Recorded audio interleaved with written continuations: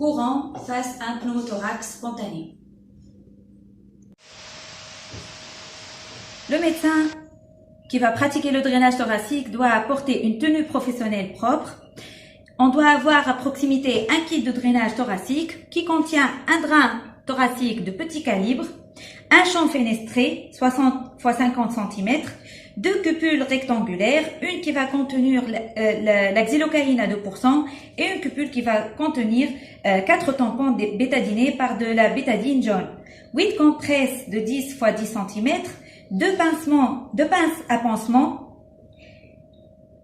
une seringue de 20 ml, une aiguille de 38 mm, deux aiguilles pour suture, un scalpel, une valve anti-retour de Heimlich qui est utile pour le transport du patient et un rouleau de bande adhésive de largeur 75 mm. Matériel d'aspiration, on doit préparer le système de drainage qui peut être un système à un bocal ou un pleurévac selon la disponibilité. Dans notre cas, on va utiliser le système de drainage à un bocal et on va le remplir par 500 ml de liquide stérile. On doit également vérifier la source murale d'aspiration. La dépression murale doit être la plus proche de l'état physiologique, c'est-à-dire une aspiration douce entre 20 et 25 cm d'eau.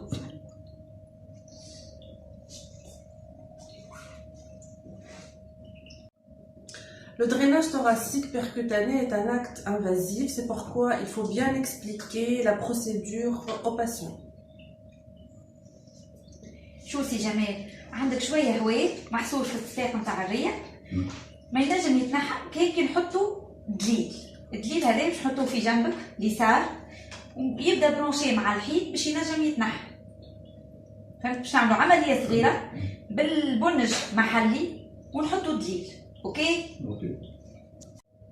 Après avoir informé le patient des différentes étapes de la procédure, il faut penser à une prémédication, essentiellement à base de traitements antalgiques, voire même sédatifs, pour donc réduire la douleur chez le patient. Ensuite, il faut installer le patient. En général, on peut prendre deux positions, soit en position semi-assise ou en décubitus latéral, contralatéral bien sûr au côté lésé, bras du côté de la lésion sur la tête. Le déroulement de la procédure doit être sous monitorage essentiellement de la fréquence respiratoire, de la saturation, de la fréquence cardiaque.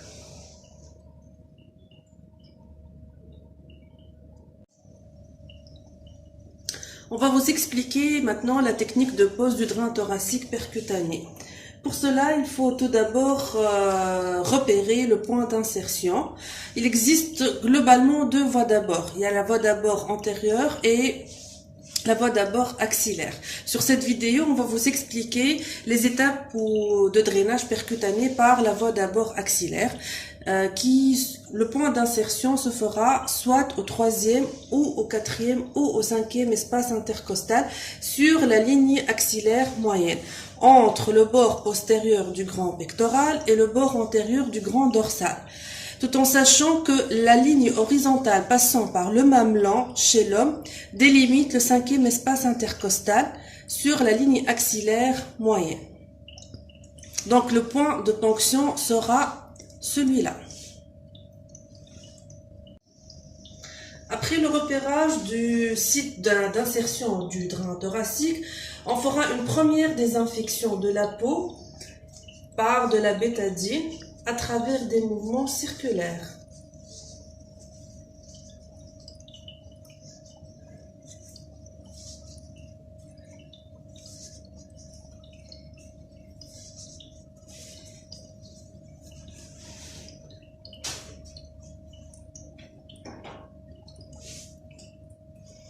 On mettra ensuite le champ stérile troué.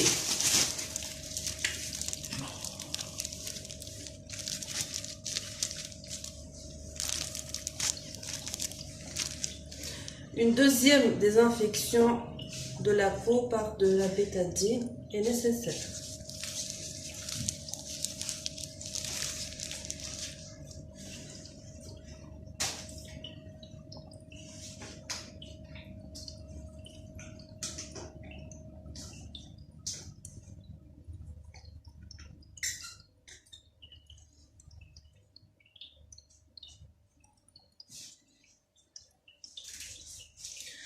On procédera par la suite à une anesthésie locale par de la xylocaïne qui se fera plan par plan de façon perpendiculaire à la paroi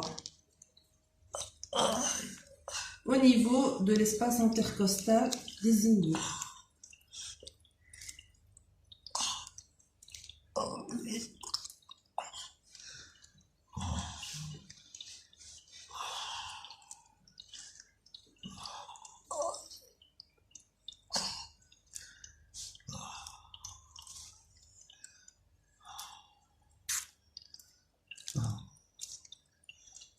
La ponction pleurale permettra de vérifier le reflux massif d'air dans la seringue qui signe qu'on est bien dans la cavité pleurale, étape préalable indispensable à l'insertion du drain.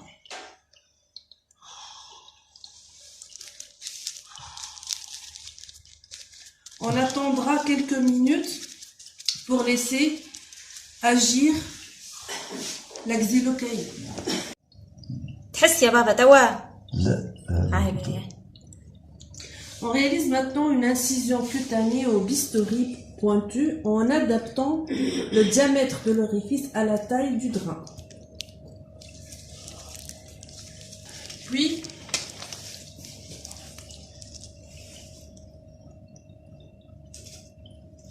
on écarte les tissus à la pince délicatement jusqu'à sentir le rebond qui signifie le franchissement de la plèvre pariétale.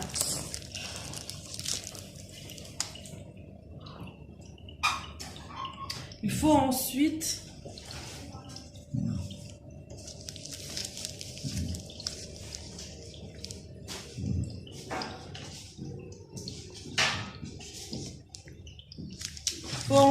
insérer le drain en l'orientant vers le haut et en antérieur.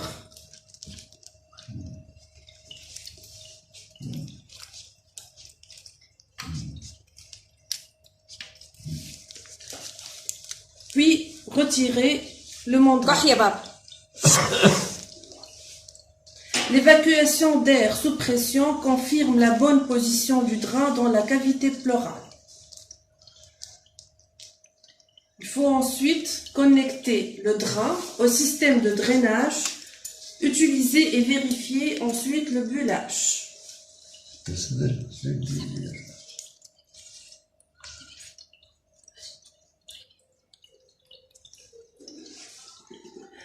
Une fois le système de drainage choisi et connecté, il faut vérifier le bulage.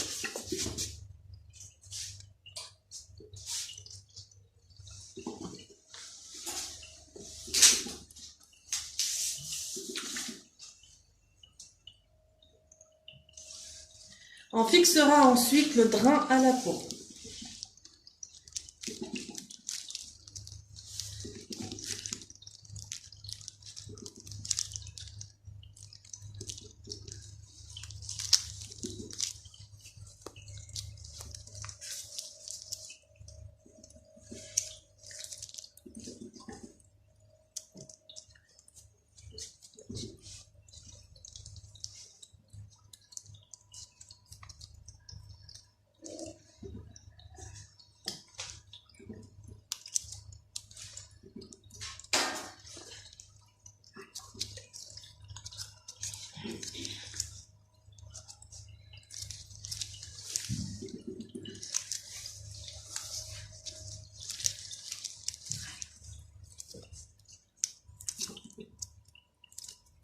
لبيس يا بابا.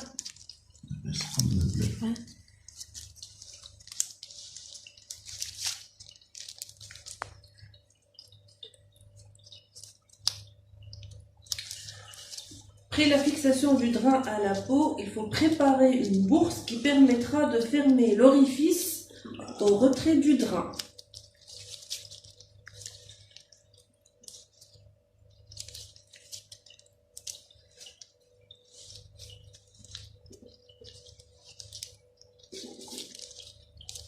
حقي بتكمل واي.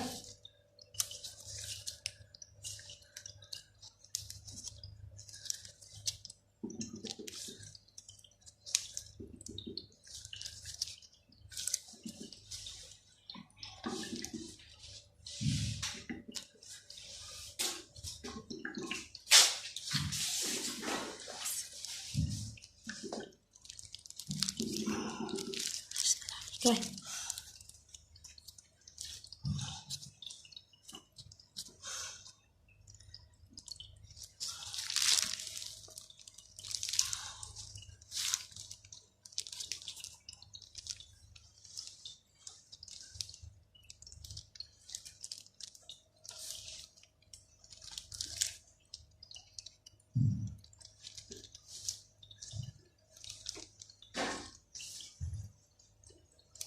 Voilà la bourse qui permettra de fermer l'orifice au retrait du drain est mise en place.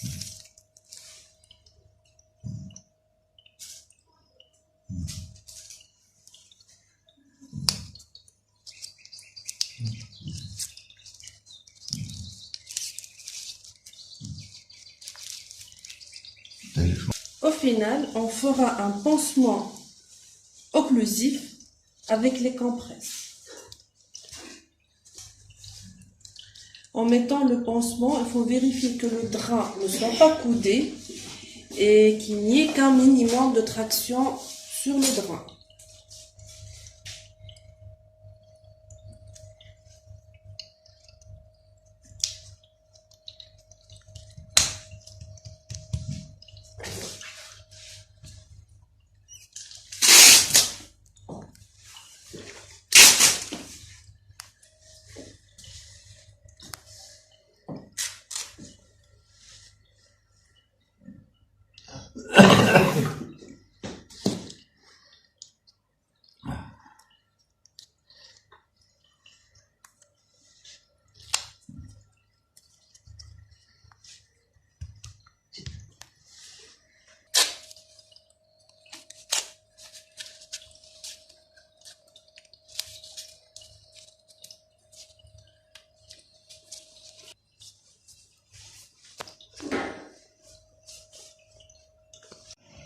Après la mise en place du drain thoracique percutané, il faut bien surveiller l'état respiratoire du patient, rechercher la régression de la polypnée, des signes de lutte respiratoire, prendre la saturation pulsée en oxygène.